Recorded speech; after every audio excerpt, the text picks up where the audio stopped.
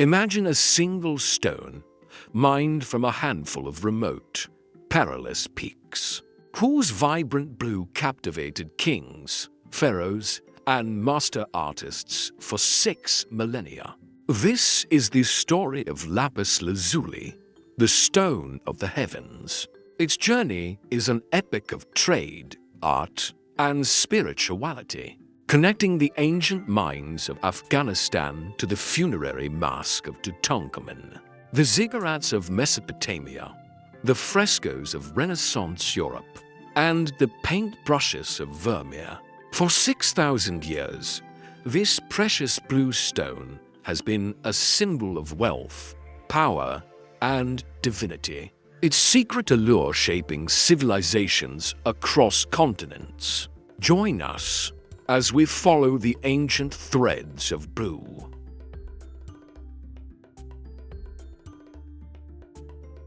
Our incredible journey begins in one of the most remote and challenging environments on Earth, the high, perilous mountains of Badakhshan in what is now northeastern Afghanistan.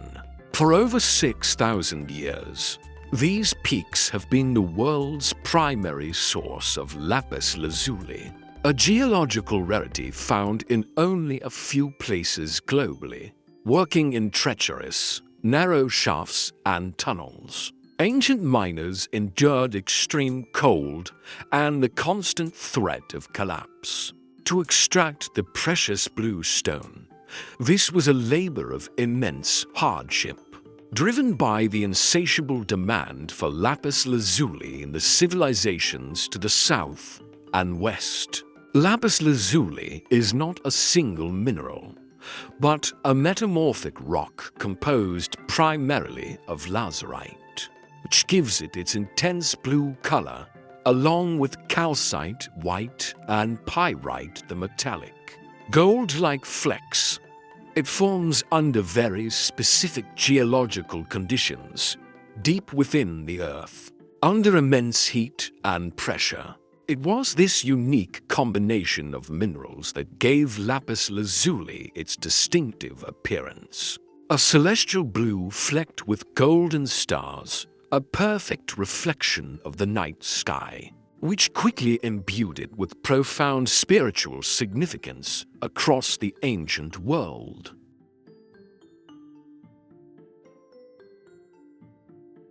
From its mines in Badakhshan, lapis lazuli embarked on an epic journey. It traveled along ancient trade routes, often on the backs of donkeys and camels, across thousands of miles, to the great civilizations of the ancient Near East. The earliest and most enthusiastic adopters were the Sumerians and Akkadians of Mesopotamia. For the Mesopotamians, lapis lazuli was more than just a beautiful stone. It was a connection to the divine, associated with the heavens and the gods. It was used lavishly in royal jewelry, amulets, and religious artifacts. The famous standard of a 3rd millennium BCE artifact is richly adorned with lapis lazuli mosaics, symbolizing its immense value. From Mesopotamia, the desire for lapis lazuli spread to ancient Egypt. For the Egyptians, its celestial blue linked it directly to the heavens and the gods, particularly to the sky god Amun and the concept of eternity. It was a stone of kings and pharaohs, ensuring their divine connection in the afterlife. Lapis lazuli was used in enormous quantities for jewelry, amulets, and ceremonial objects. The iconic funerary mask of Tutankhamun, a masterpiece of ancient Egyptian art, is famously striped with alternating bands of gold and intensely blue lapis lazuli, a testament to its enduring spiritual and aesthetic power. From the hidden mines of Afghanistan, lapis lazuli traveled thousands of miles to adorn the kings and gods of Mesopotamia and Egypt. Embodying wealth, power and divinity. But its journey didn't end there. Its azure brilliance would continue to captivate cultures across vast new horizons. If this captivating journey through ancient artistry and trade has captured your imagination, I invite you to consider subscribing to the Dusty Codex. Your support is essential in helping us bring these profound histories to light. Before we follow Lapis Lazuli along the Silk Road, I'm curious, what do you find more astonishing, its use in the Standard of or in Tutankhamun's mask? Let me know in the quiet comments section below.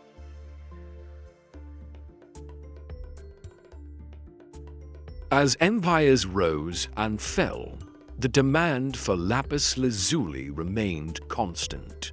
The Achaemenid Persian Empire, which eventually conquered Mesopotamia and Egypt, inherited the reverence for this sacred stone. For the Persians, lapis was a symbol of imperial authority and celestial power. They used it for royal jewelry, administrative seals, and as inlay in their magnificent palaces. The Silk Road, the network of trade routes connecting east and west, became the primary conduit for lapis lazuli's continuing journey across Eurasia. As lapis lazuli moved eastward along the Silk Road, it reached Central Asia, particularly the Greco-Bactrian and Kushan empires, and then further into India and China. Here, it found a new spiritual home within Buddhism. Lapis lazuli became a powerful symbol in Buddhist art, representing the purity of the mind, the celestial realm, and the wisdom of the Buddha. It was used as inlay for statues and, most famously, as a pigment for the magnificent Buddhist cave murals of Central Asia, India, and China, bringing a divine blue to the faces of deities.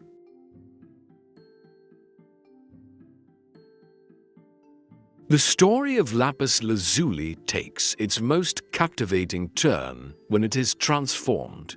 For centuries, the raw stone was ground into a fine powder, then subjected to an arduous and secretive process of washing, grinding, and separating to extract the purest blue pigment. This laborious alchemy produced a pigment so intensely blue, so luminous and stable, that it earned a new name, ultramarine, meaning beyond the sea. Its immense cost reflected its rarity and the difficulty of its creation, making it more valuable than gold for painters. Ultramarine quickly became the most coveted pigment in Europe, symbolizing purity, truth, and divinity. It was reserved for the most sacred subjects, the robes of the Virgin Mary, the heavens, the garments of Christ. To use ultramarine was not just an artistic choice, it was an act of profound spiritual and financial commitment. From the frescoes of Giotto to the exquisite canvases of Renaissance masters like Titian and Raphael, ultramarine brought an otherworldly glow to sacred art.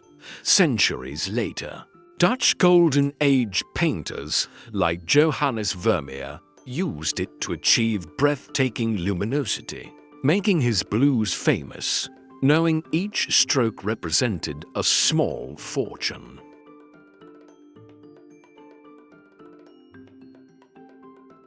The reign of natural ultramarine as a luxury pigment eventually came to an end in the early 19th century, driven by the enormous demand for a cheaper alternative. Chemists finally succeeded in synthesizing ultramarine in a laboratory.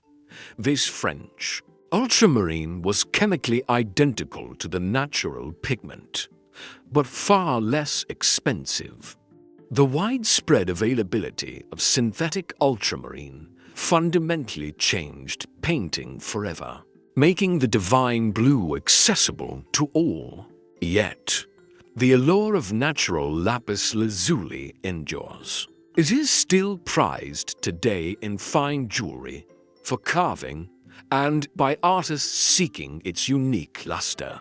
The story of lapis lazuli is a timeless testament to humanity's enduring fascination with color, its profound spiritual power, and the epic journeys a single stone can take to shape our world.